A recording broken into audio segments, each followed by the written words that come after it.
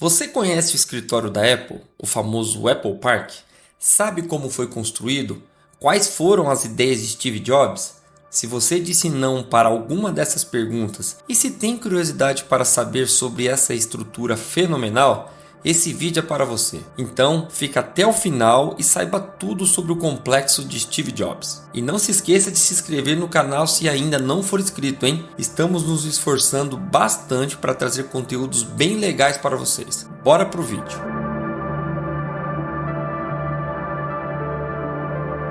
Esta filmagem mostra a última aparição pública de Steve Jobs, 4 meses antes de sua morte. Ele fala ao conselho da cidade de Cupertino para revelar um último projeto. Apple's growing like a weed.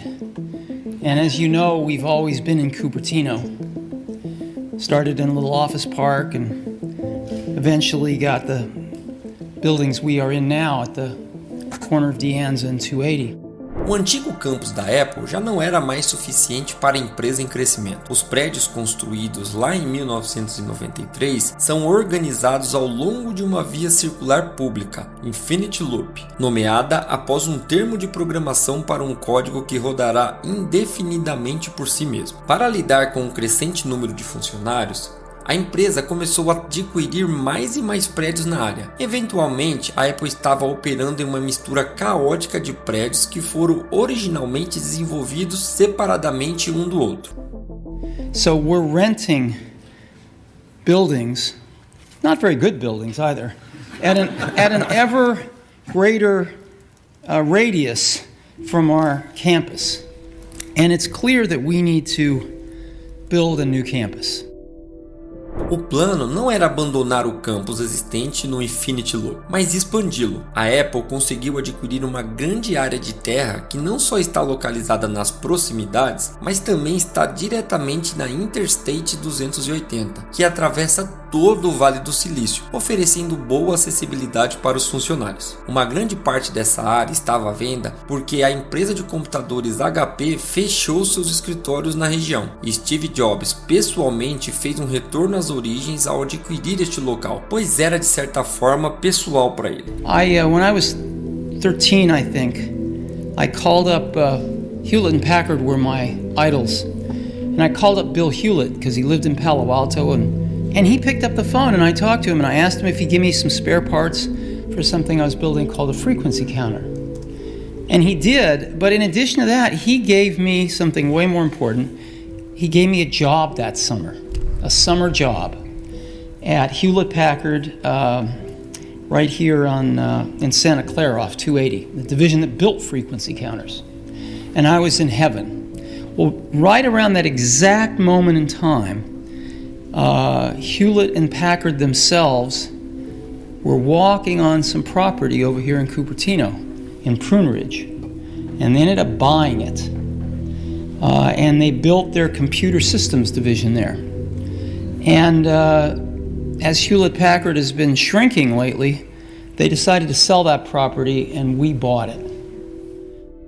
A Apple contratou um estúdio de design Foster & Partners pelo arquiteto britânico Norman Foster, um dos arquitetos contemporâneos mais influentes do mundo. A carreira de Foster decolou inicialmente na década de 1970, quando ele fez o seu nome criando edifícios influenciados por máquinas que emprestavam elementos de design industrial para uma aparência modernista. Ao longo das décadas, seu estilo evoluiu e seus prédios mais novos apresentam elementos menos duros, mas uma estética moderna em evolução. Seus edifícios exibem uma modernidade funcional, um bom ajuste, pois sua abordagem de design é semelhante à filosofia de produto da própria Apple. Ao projetar o novo campus da Apple, Foster trabalhou de perto com Steve Jobs, que tinha uma visão muito especial para esse projeto, e também trabalhou com John Ive, então chefe de design da Apple. Tendo trabalhado na Apple desde o final dos anos 90, era tão renomado no campo do design de produto quanto Foster era no campo de arquitetura. Foi o início de uma parceria especial de talentos excepcionais. We've seen these office parks with lots of buildings and they get pretty boring pretty fast. So we'd like to do something better than that. And the campus we'd like to build there is one building that holds 12,000 people. O complexo final é chamado de Apple Park e é caracterizado por sua peça central, um único prédio em forma de anel cercado por várias áreas verdes. Enquanto o campus em si é o resultado de uma colaboração única, o prédio é projetado para possibilitar a colaboração entre as equipes. O prédio permite que funcionários que trabalham em partes completamente diferentes do prédio se cruzem e troquem ideias. O prédio circular é dividido em 9 seções, cada uma conectada por um átrio iluminado. E embora o prédio como um todo ofereça uma enorme quantidade de espaço devido à forma de anel, não é excessivamente grande em nenhum ponto individual. Dentro dos segmentos individuais, passarelas conduzem ao redor do prédio ao longo das bordas externas e internas. Essas passarelas são separadas do exterior apenas por uma parede contínua feita de vidro que se estende do chão ao teto, permitindo uma vista panorâmica dos arredores. A Apple afirma que esses são os maiores painéis de vidro curvos usados em qualquer prédio até hoje. Saindo da fachada estão todos brancos posicionados para lançar sombra nos corredores internos. Além disso, esses elementos também fazem parte do sistema de ventilação ativa do prédio, trazendo ar fresco do interior. O espaço do escritório também é mantido muito aberto, com paredes de vidro delineando um design de vaso aberto. Neste conceito, os funcionários têm acesso a um grande plano aberto, onde podem se acomodar em mesas disponíveis. Esse layout deve aumentar a colaboração e é inspirado em espaços igual de coworking e campos universitários. Mas essa visão de um ambiente de trabalho moderno entra em choque com a realidade em muitos lugares. Há relatos de que alguns dos funcionários da Apple não gostam do conceito de vaso aberto, com programadores tendo dificuldades para se concentrar nessa nova configuração. Outro local onde os funcionários se reúnem é a cafeteria central. É uma única sala de almoço para todo o prédio, um espaço cheio de luz que se eleva do chão ao teto, oferecendo uma sala aberta e massiva. E ao longo da parede externa há 2 grandes portas de vidro que podem ser abertas para permitir que o interior do prédio flua sem problemas para a paisagem externa. Quando se tratou do design dos parques, era importante para Steve Jobs que a paisagem refletisse a paisagem da Califórnia com a qual ele cresceu. O novo campus não está apenas próximo ao campus anterior, mas também não está longe de onde tudo começou para Jobs, sua casa de infância onde ele montou os primeiros computadores da Apple junto com Steve Wozniak em 1976. Mais de 30 anos depois, além da imensa influência global que a empresa exerceu, a Apple também se tornou uma parte fundamental do ambiente local em que Steve Jobs cresceu, não apenas como um dos maiores inquilinos da área e como um grande empregador, mas também como o maior contribuinte da cidade. A empresa, que começou em uma garagem, aqui transformou todo o bairro. Os parques no novo campus tiveram que celebrar o ambiente local e Steve Jobs queria que eles fossem baseados na Universidade de Stanford. Jobs apreciava o layout do parque, projetado por Frederick Law, considerado o fundador da arquitetura paisagística americana. E Steve Jobs também apreciava as externas trilhas de caminhada que cercavam Stanford.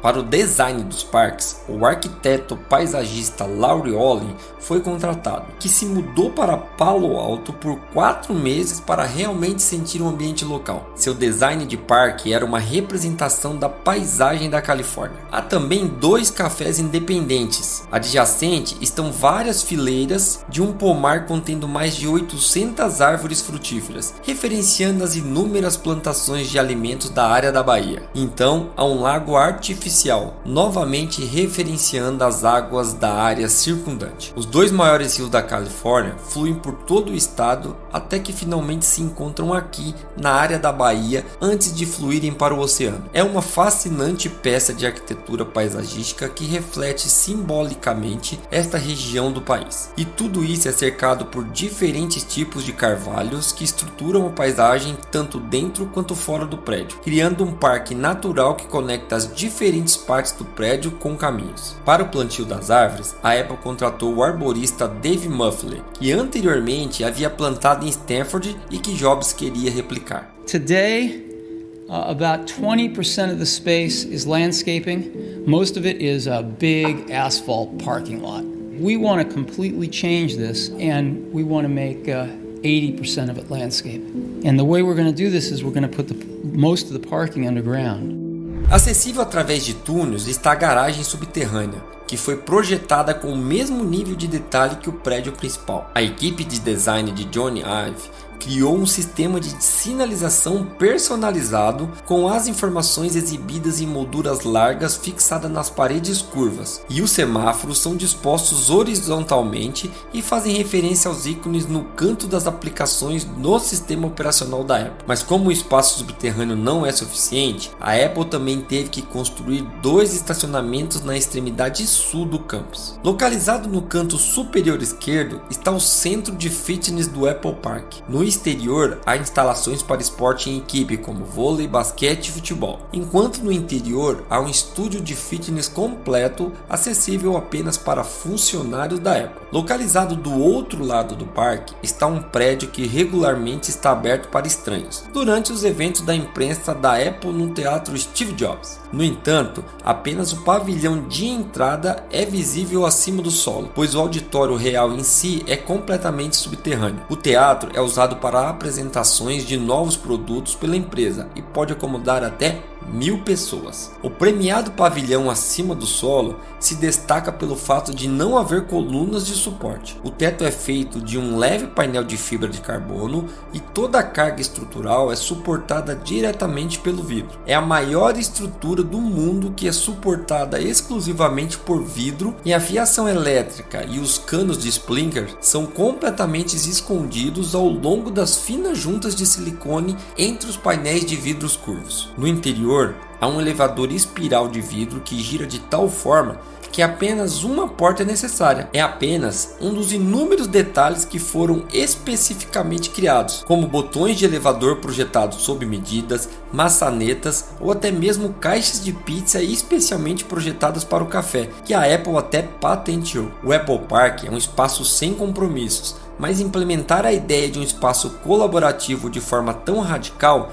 levou a problemas para casos em que a realidade exigia configurações diferentes. Com a necessidade de certas equipes não correspondendo à visão geral, a Apple teve que construir prédios separados para os departamentos de pesquisa e desenvolvimento. São departamentos onde a confidencialidade é especialmente importante e o prédio resultante não segue a ideia aberta e transparente do prédio principal. Os telhados são preenchidos com dutos de ventilação AC em vez de painéis solares, como presente no resto do campus. Os escritórios também são organizados de uma forma mais tradicional, em vez do concerto aberto, e o estacionamento está disponível na frente da torre de escritórios retangulares. O magnífico prédio redondo está longe de ser suficiente para a Apple. Em vez de usar o grande espaço de forma eficaz, novos prédios são construídos nas proximidades com abordagem de design menos ambiciosas. Talvez a comparação de Steve Jobs no prédio com uma nave espacial se aplique a muito mais do que a sua aparência visual. O Apple Park é uma tentativa intransigente de criar uma ilha isolada que tem pouca relação com a vida e os problemas das ruas e comunidades adjacentes. A Apple opera seu próprio serviço de ônibus privado para transportar funcionários pelo congestionado Vale do Silício. A empresa também opera seus próprios centros médicos privados em Cupertino